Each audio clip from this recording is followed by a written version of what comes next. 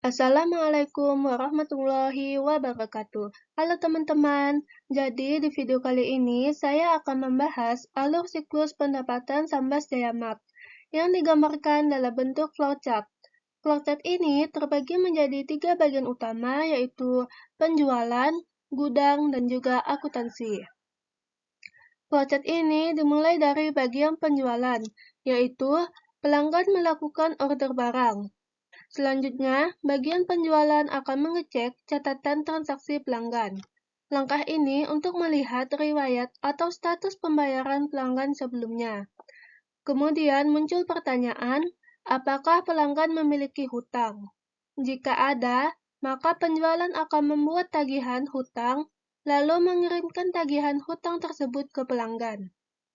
Setelah pelanggan melunasi hutang, proses lanjut ke langkah berikutnya.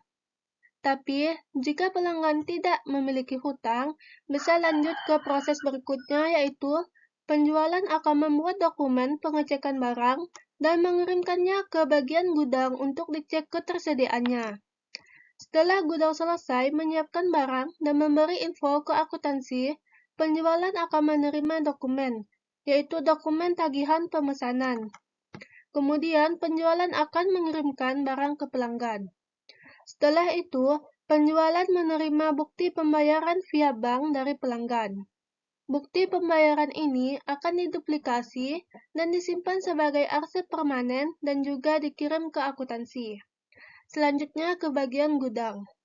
Setelah menerima dokumen pemesanan dari penjualan, gudang mulai dengan pengecekan barang. Gudang juga akan mengecek ketersediaan barang yang dipesan dengan melihat stok pada persediaan barang. Selanjutnya akan muncul pertanyaan, apakah barang tersedia? Jika tidak tersedia, maka dibuat surat pembatalan order, lalu dikirim ke pelanggan. Proses selesai sampai di sini.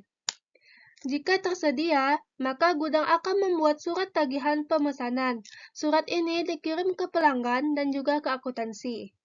Gudang kemudian mengarsipkan dokumen tagihan berdasarkan nama pelanggan.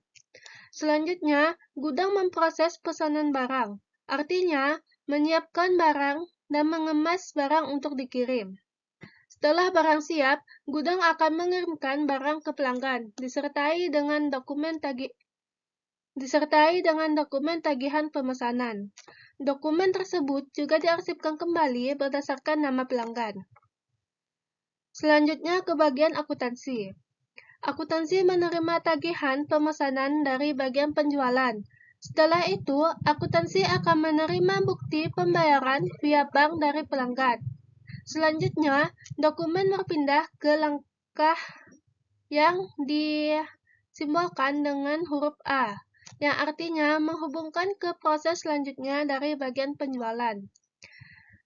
Di simbol A, akuntansi membuat bukti pembayaran via bank, yaitu dalam bentuk dokumen resmi. Nah, selanjutnya saya akan membahas siklus pengeluaran Sambas Jaya Mart yang melibatkan 4 bagian penting, yaitu gudang, keuangan, pemasok, dan juga akuntansi. Flowchart ini dimulai dari bagian gudang, yaitu yang pertama, proses dimulai dari simbol start. Selanjutnya, gudang mencari stok barang yang mencapai titik pemesanan untuk menentukan barang apa saja yang perlu dibeli. Setelah itu, gudang membuat permintaan belanja. Permintaan belanja ini dikirim ke keuangan dan akuntansi, ditandai dengan huruf A. Setelah itu, gudang menunggu proses selanjutnya. Lalu, setelah barang datang, gudang menerima dokumen, yaitu dokumen permintaan barang dan dokumen slip pengekapan.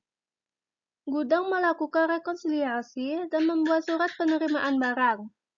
Kemudian, semua dokumen seperti dokumen permintaan barang, dokumen slip pengekapan, dan dokumen permintaan belanja disatukan dengan penerimaan barang, lalu dikirimkan ke bagian keuangan, ditandai dengan simbol O, dan diarsipkan juga di gudang.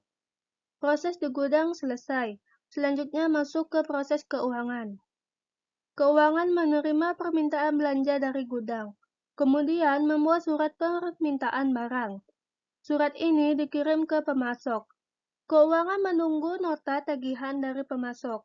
Setelah menerima nota tagihan, keuangan menggandakan nota tersebut dan mencatatnya. Selanjutnya, keuangan menerima penerimaan barang dari gudang. Setelah dokumen lengkap, keuangan membuat surat perintah bayar. Surat ini disertai dokumen dan dikirim ke bank, ditandai dengan simbol F.